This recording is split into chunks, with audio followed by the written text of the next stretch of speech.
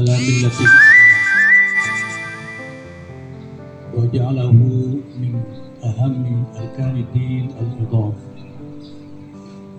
والصلاة والسلام على سيدنا محمد سيد الأنام وعلى آله وأصحابه ذوي البررة الكرام. أما بعد، قال الله تعالى في كتابه الكريم وأصدق القائلين: أعوذ بالله من الشيطان الرجيم، بسم الله الرحمن الرحيم.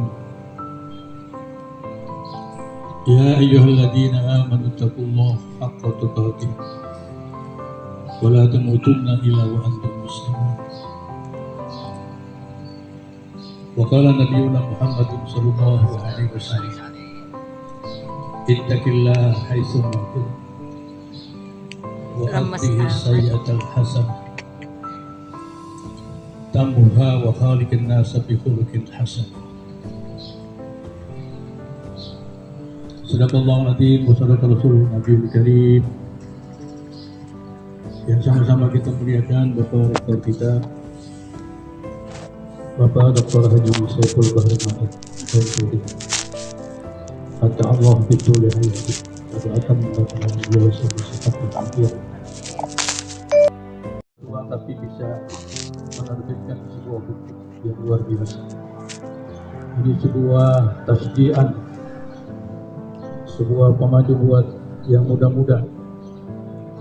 Dan kita harap yang muda-muda ini yang punya titelnya S2 dilanjutkan sampai S3.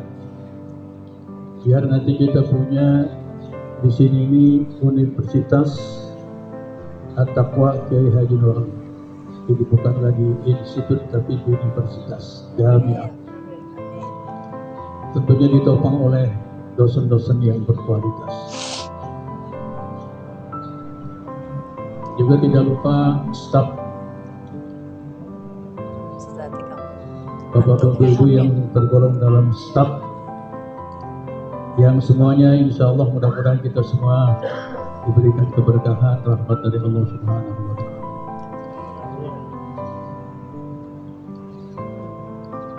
Saya berdiri di sini ada gemeter juga ini. Soal yang saya ceramahi ini pakar-pakar semua. Kalau kata peribahasa mengatakan sama juga ngajarin soang berenang. Ngajarin soang apa ngajarin bebek? Ya, bebek ya. Kalau di kampung saya ngajarin soang, sama kan ya, soang bebek ya. Sebab kalau kita tausiah di hadapan pakar-pakar, misalnya saya ceramah tentang ini, dalilnya ini, kata Kiai Murdani, itu aku udah tahu dalam hati itu. Saya ceramah tentang itu, kata Kiai Hol, itu malah laban buah, katanya nggak ada lagi apa. Saya ceramah tentang itu juga Kiai kita ini Dr. Hamdani, itu mah bakaran gua tiap hari katanya. Jadi kalau kita ceramah di hadapan pakar-pakar begini serba susah. Jadi pada hari ini katakanlah saya ini latihan muhadharah. Waktu di pesantren dulu di hadapan guru-guru yang mulia. Saya biasa ceramah di hadapan bapak-bapak. Kalau ceramah di hadapan bapak-bapak itu apa yang kita kata dia oke aja udah, manggut-manggut. Kadang-kadang kita bohongin dikit juga dia percaya aja. Tapi kalau ceramah di hadapan pakar-pakar kita salah baca kasrah dibaca fathah, tahu dia. Salah nih gitu. Salah. Makanya harus hati-hati benar-benar kita ceramah di hadapan orang-orang hebat-hebat di hadapan kita. Baik hadirin sekalian, tadi Bapak Rektor mengatakan bahwa kita sekarang berada di tanggal 25. Insya Allah lebaran tinggal 4 hari lagi atau 5 hari lagi ya. Iya. Insya Allah. Yang namanya hari raya lebaran itu memang memerlukan biaya yang cukup banyak. Alhamdulillah tadi kita tanda tangan ini, kata Sadrolil jadi lebaran tadi katanya. Dapat 2 amplop ya, alhamdulillah. Tadi pulang beli dodol atau ujung harapan. Tadi saya mengisi dengan hikmah terbuat ada dodol itu. Kalau dapat duit itu juga dapat duit. Kalau dapat duit katanya ya nggak jadi dong.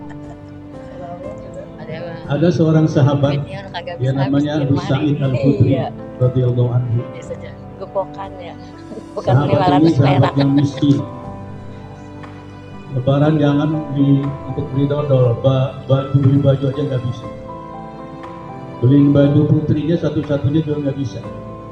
Sangat miskin.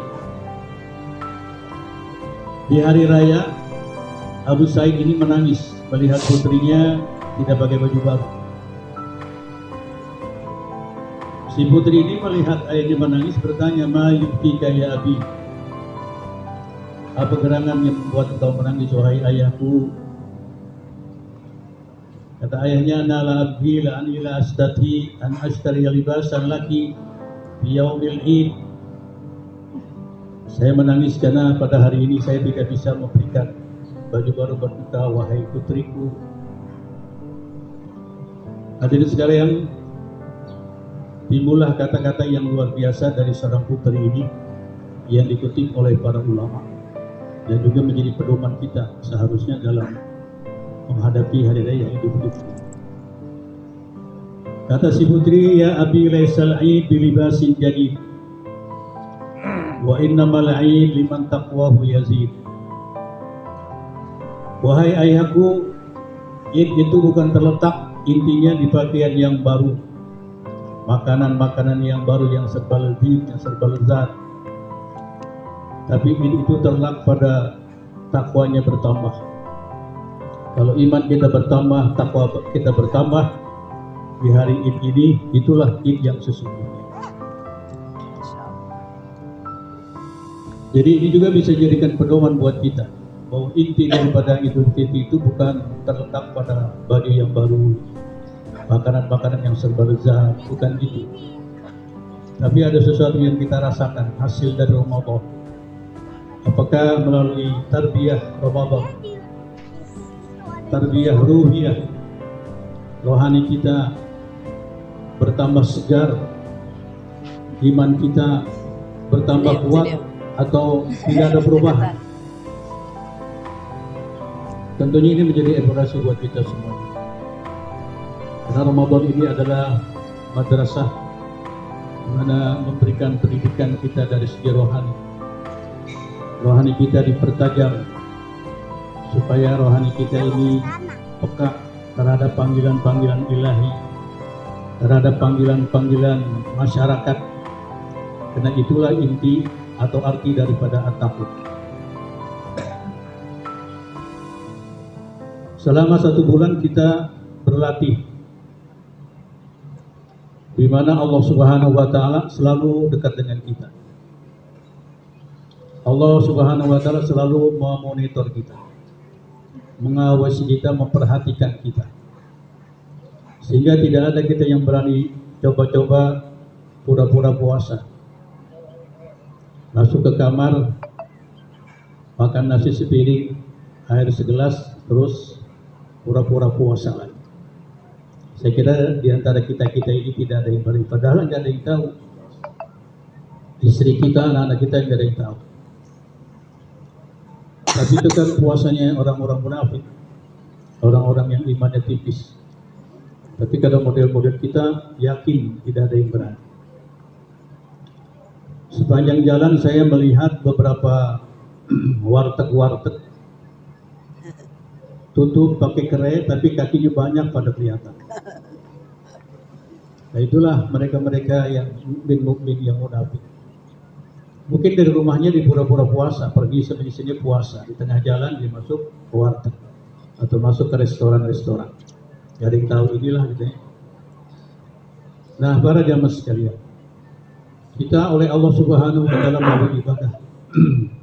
Karena puasa ini adalah ibadah sirriyah. La ya'lamuha illa allamul ghuyub.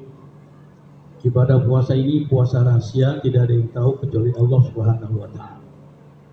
Makanya ibadah puasa ini nilainya luar biasa. Illa siyam fa innahu li wa ana azibih. Kalau ibadah-ibadah yang lain skornya dari 1 sampai 700 kali lipat. Tapi kalau untuk puasa ini, kata Allah, fa innahu li wa ana azibi. Puasa ini milikku dan aku sendiri yang nanti yang membalas. Berarti skornya itu tidak ada yang tahu. Bahkan ibadah puasa ini menurut sebagian para ulama ada sebuah riwayat adalah pahala yang nanti di akhirat tidak boleh digombeng-gombeng. Apa ya tidak digombeng-gombeng? Tidak boleh diganggu gugat. Saat nanti manusia ada sengketa sesama kita, mungkin menyangkut masalah hutang piutang barangkali, atau ada kezaliman yang lainnya. Di dunia belum terselesaikan,